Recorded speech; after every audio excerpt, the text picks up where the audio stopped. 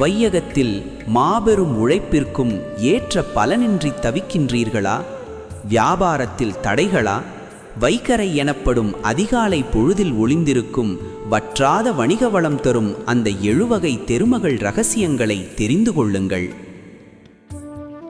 இந்த பிரம்ம முகூர்த்த ரகசியங்கள் உங்கள் தொழிலை லாபத்தில் உயர்த்துவது உறுதி. நன்மையை பகிர்வது நன்மையை தேடித்தரும். இந்த வீடியோவை இப்போதே லைக் செய்து உங்கள் நண்பர்களுக்கும் பகிருங்கள்.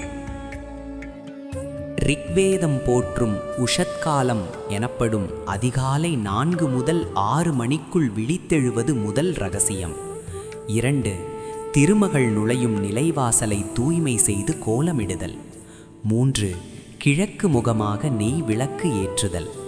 4. ஓம் ஸ்ரீம் மகாலட்சுமியை நமக என்ற திருமகள் மந்திரத்தை உச்சரிப்பது. 5. உங்கள் வியாபாரம் பெருக வேண்டும் என சங்கல்பம் செய்து தியானிப்பது. 6.